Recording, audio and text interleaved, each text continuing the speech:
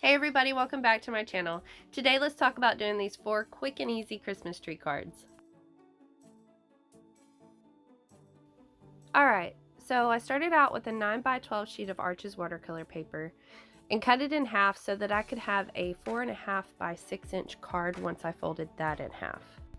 When you're folding it in half, you want to make sure that the outside of the card where you're going to be painting is the right side of the paper to paint on. I like to take the handle part of a pair of scissors, or like this is a thread trimmer, and flatten out that crease a little bit better so that it doesn't pop open as bad. We're going to be using a lot of water on this card, so we're going to go ahead and tape it down. That way it'll help prevent buckling and it'll make a nice clean edge on it.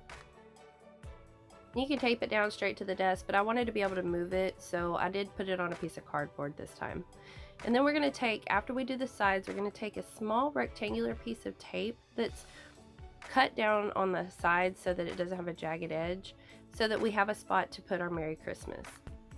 I personally like to go over all the edges of the tape with something to help push the tape down even further onto the card, because I've had instances where I've had the paint bleed up underneath the tape and it didn't come out as smooth and clean of an edge as I wanted. Now, either with your paintbrush or with the spray bottle, do a light wash of water all over the card. And I don't know if I'm saying this color right, but with the cerulean blue, you start at the top as dark as possible and then just gradually fade it all the way down to the bottom.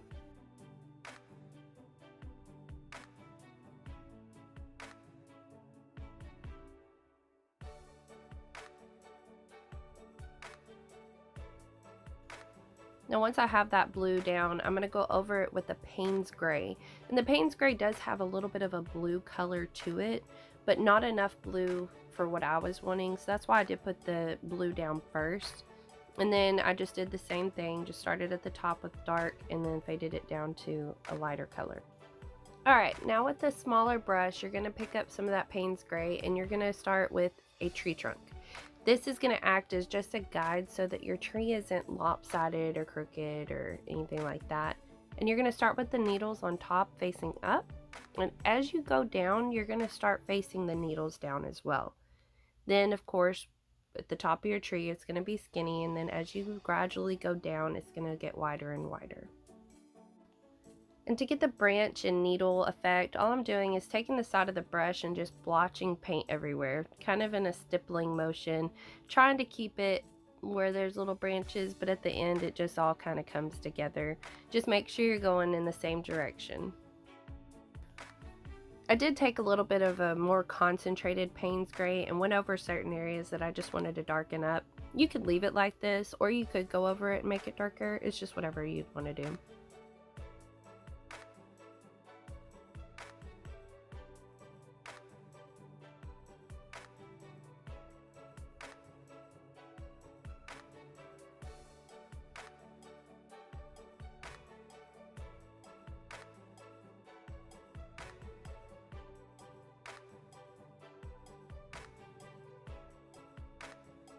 Now that the tree is completely dry, you're going to go in at the bottom and you're going to add just a little bit of a light wash to make it look like it's sitting on snow. You don't want it to look like it's just kind of floating in the air.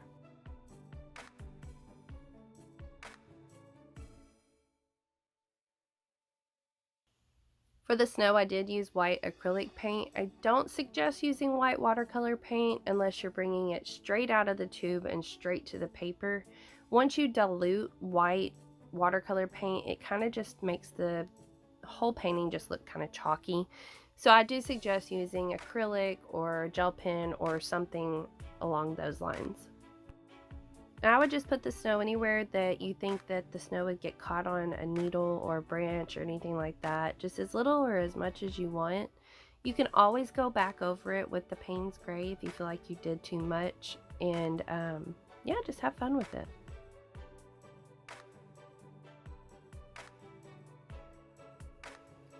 I did go in with the acrylic paint and added each individual dot for the snow falling.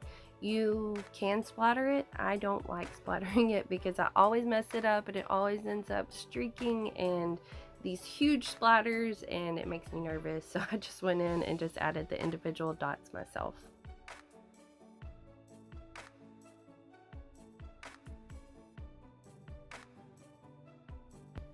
Be really careful taking the tape off of the paper. I know that it can be frustrating if you've worked really hard on a painting and then you pull the tape off and it just ruins it because it's ripped the paper. So if you do have that problem, just stop immediately and go grab a hairdryer and heat up your tape, and it'll help pull that tape off of the paper a little bit easier. I forgot to show the bottle, but I did use a gold metallic acrylic paint for the stars on most of these cards. I just forgot to show it in the video, but just add a little message down there in your little box and add a star on top and you're done.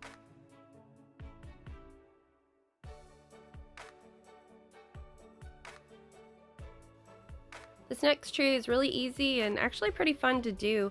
You just start at the top with a little point, and then as you work your way down, you just do these little squiggly random lines, and some are connecting, some aren't, and they just get wider as you go down to the bottom.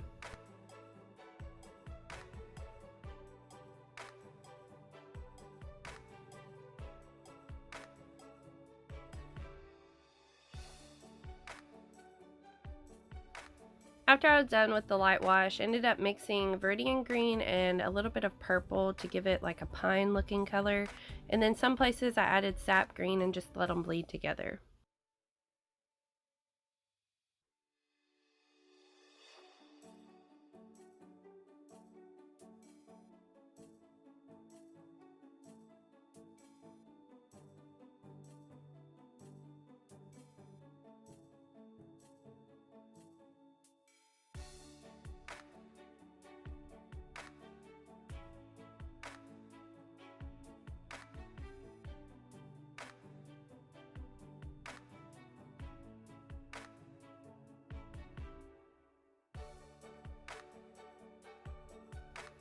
Once that first layer dried, I did notice there were some spots on there that didn't quite turn out the way I wanted them to, so I ended up going over the whole tree again with another layer and just did wet on dry this time, and then let the different colors bleed together that way.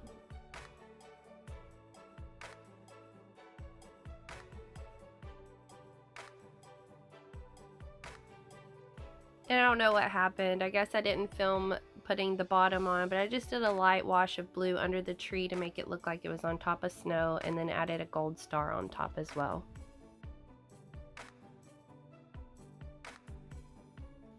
On this card, you're going to want to mark the halfway point at the top of the card. And when you're laying down the tape, just keep in mind that you want to keep a little space at the top of your triangle for the star on top of the tree.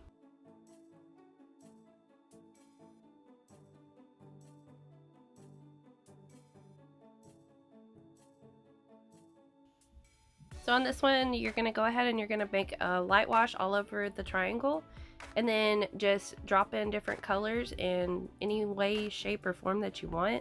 I decided to do stripes of the Viridian green mixed with purple, and then sap green.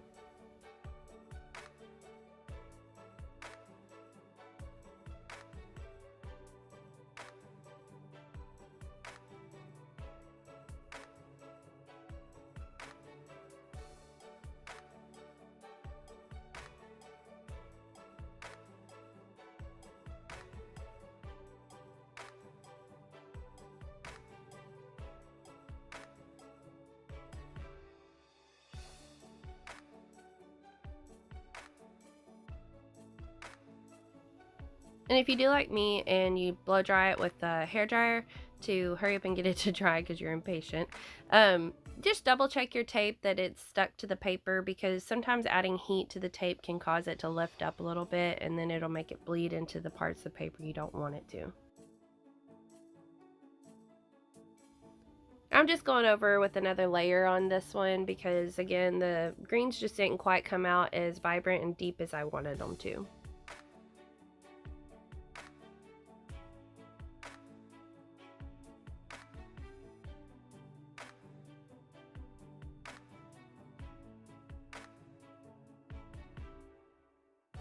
And if for some reason when you take your tape off you do realize that you've got some bleeding underneath your tape somehow, you can just use a little bit of acrylic white paint or a white gel pen and just clean up those edges a little bit.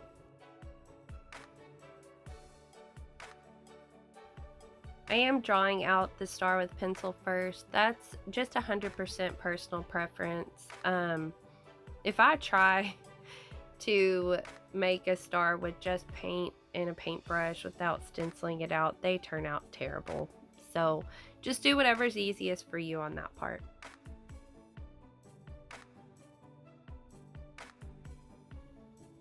And then the last thing you need to do is just add some big circles and some little circles onto the tree to make some ornaments.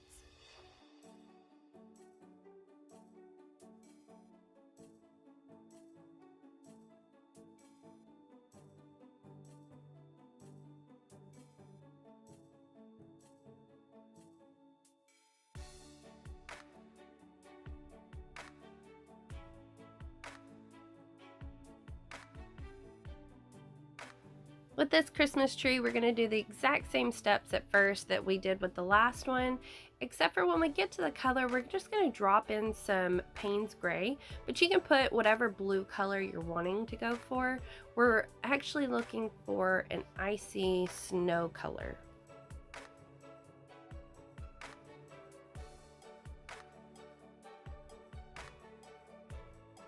Once you get the amount of color that you're wanting on there, you can either take cling wrap. I didn't have any cling wrap, of course, so I got a sandwich baggie and cut it up, and you're just gonna press it down onto the paint. You can move it around if it's not quite making the effect that you're wanting, and then you're just gonna let it dry. Once it's dry, pull the cling wrap off and you're done.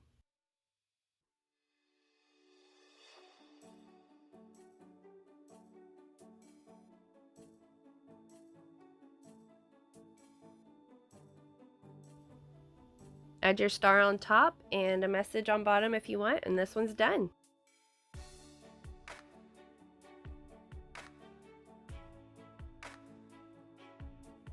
I really hope y'all enjoyed this video, and if you did, don't forget to give it a thumbs up, comment down below your thoughts, and subscribe to the channel when you do. Hit that notification bell so you don't ever miss a tutorial from me.